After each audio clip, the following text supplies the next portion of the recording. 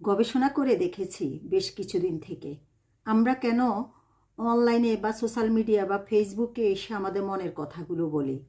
আসলে আজকাল জীবনটা এতটা মানুষের যান্ত্রিক হয়ে গেছে যে কারণে, এবং মানুষ দিনের পর দিন আপনজন থেকে দূরে সরে যাচ্ছে, কারণ আপনজনরা এত স্বার্থপর হয়ে গেছে, এত স্বার্থপর হয়ে গেছে, যতক্ষণ তাদেরকে আপনি দিতে পারবেন, খাওয়াতে পারবেন, পড়াতে পারবেন, আপনারটা তারা সুবিধা ভোগ করতে পারবে, ততক্ষণই তারা আপনার আপনজন। আর যখনই আপনি আপনার এই আপনার স্বার্থের ব্যাঘাত ঘটবে, আপনি কিছু বলবেন এবং তারা তখনই আপনার কাছ থেকে ছিটকে পড়বে। তখন আর আপনার সাথে তারা আপনজনের সম্পর্ক, আপনজনের সেই জায়গাটুকু দেখাবে না। এবং এইভাবে কিন্তু বন্ধুবান্ধবও, তো বন্ধুবান্ধবরা এরকম, যদি আপনি তাদের জন্য খাওয়ান, তাদেরকে দেন, করেন, তাদেরকে সব কিছুভাবে সাপোর্ট দেন, তারা আপনার খুব ভালো বন্ধু হবে। একটু যদি নুন থেকে চুন খসে, তাহলে আপনি সারা জীবন কি ভালো করছেন তাদের জন্য, যেমন আপনজনেরাও সারা জীবন তাদের জন্য ভালো কি করছেন তখন ভুলে যাবে, 1 সেকেন্ডের মধ্যে ভুলে যায়। এই কারণে মানুষ এখন দিনের পর দিন একা হয়ে যাচ্ছে, মানে কাউকে বিশ্বাস করতে পারতেছে না।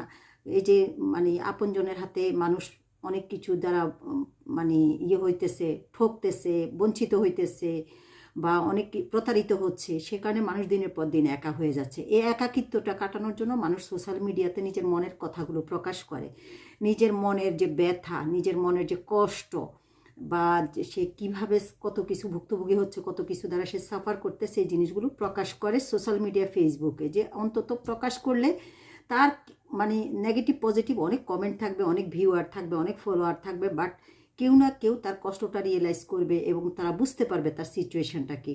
সে কারণে বাট আপনি যখন ফেসবুক, সোশ্যাল মিডিয়া এগুলাতে আপনার মনের কষ্ট, বা আপনার আপনি ভুক্তভোগী, বা আপনি কীভাবে মানে সাফার করতেছেন, এই জিনিসগুলো প্রকাশ করতে আসবেন, এখানে কিছু অতি চেতনাবাজরা এসে হুমড়ি খেয়ে এসে পড়বে।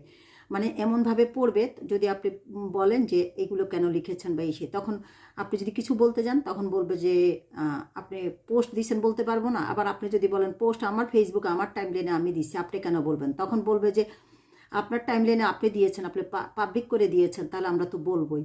ভাই, ফেসবুকটা পাবলিক করলেই যে আপনাকে বলতে হবে, কারো ফেসবুকে গায়ে পড়ে হুমড়ি খেয়ে মেরুদণ্ডহীনের মতন কথা বলতে হবে, বিষয়টা তা না। কারো ফেসবুকে আপনি তার ফেসবুক ফ্রেন্ড লিস্টে না থাকার পরেও যদি সেখানে আপনাকে হুমড়ি খেতে হয়, তাহলে একটু মেরুদণ্ডটা রেখেই কমেন্ট করবেন। আপনাকে ওখানে মানে এসে মেরুদণ্ডটা মানে মেনটেন করে সুন্দরভাবে একটা কমেন্ট করবেন। যদি সুন্দর কমেন্ট করতে না পারেন, তাহলে আপনি তার ফেসবুকে হুমড়ি খাওয়ার দরকার নেই, কারণ ফেসবুকটা আপনার বাপের কিনা না, আপনার দাদার কিনা না। ফেসবুকের যে টাইমলাইনের স্পেসটা, এক্সাম্পল আমার ফেসবুকে আমার টাইমলাইনের স্পেস, এটা আমার একান্ত নিজস্ব সম্পদ। আপনার ফেসবুক, আপনার টাইমলাইনে আপনার নিজস্ব সম্পদ। আমি যদি আপনার ফেসবুকের টাইমলাইনে পজিটিভ কমেন্ট করতে না পারি, তাহলে আমি আপনার ফেসবুকের ওইটা ইগনোর করে যাব। ঠিক আপনাকেও সে বিবেচনা খরচ করা উচিত। মেরুদণ্ডহীন ব্যক্তির মতো, মেরুদণ্ডহীন নারীর মতো, মেরুদণ্ডহীন পুরুষের মতো এসে অন্যের ফেসবুকে হুমড়ি খেয়ে বিনা মানে পারমিশনে, তার ফেসবুক ফ্রেন্ড লিস্টে নেই, পারমিশন ছাড়া এসে হুমড়ি খেয়ে মানে নিজেকে অতি জ্ঞানী সাজাতে যাবেন না।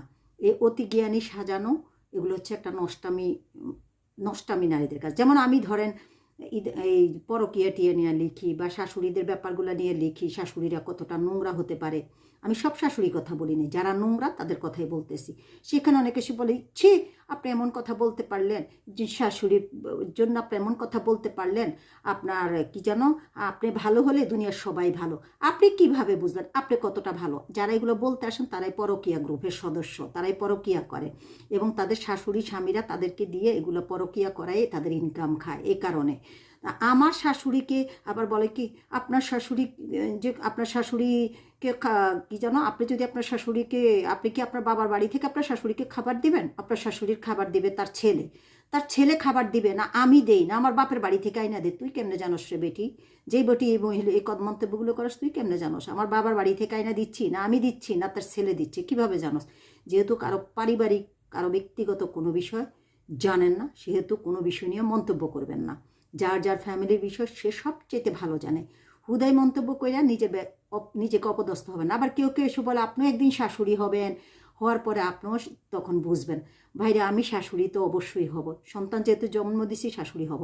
তবে হ্যাঁ, আমার ছেলেদেরকে আমার অনুমতি দেওয়া আছে, তারা যাকে পছন্দ করে সুখে থাকবে তাকেই বিয়ে করবে। আর সবচেয়ে বড় কথা, আমি ছেলের ইনকামও খাবো না, আল্লাহ মাফ করো। এই জন্য আমার ছেলের অন্যায় কোনো কিছু তাবেদারি আমাকে করতে হবে না। এবং কোনো নারী আমার ছেলের সংসারে এসে সহিংসতার শিকার হবে, আমার ছেলে পরকিয়া করবে সেটা শিকার হবে, ওই প্রশ্রয় আশ্রয়দাতা আমি হব না। কারণ জন্ম থেকে এই পর্যন্ত কখনো অন্যায়ের সাথে আপোষ করিনি, আপোষ করব না, এবং ভবিষ্যতেও আপোষ করার কোনো সম্ভাবনা নাই। কারণ জন্ম থেকে এই পর্যন্ত আমি প্রতিবাদী একজন মানুষ। তো যেহেতু জীবনের এতগুলো সময় প্রতিবাদ করতে করতে আদর্শের সহিত মানে অন্যায়ের বিরুদ্ধে কোনো কম্প্রোমাইজ ছাড়া অন্যায়ের বিরুদ্ধে প্রতিবাদ করতে করতে এই পর্যন্ত আসছি, ছেলের যুগে গিয়েও সেই প্রতিবাদী থাকবে ইনশাআল্লাহ।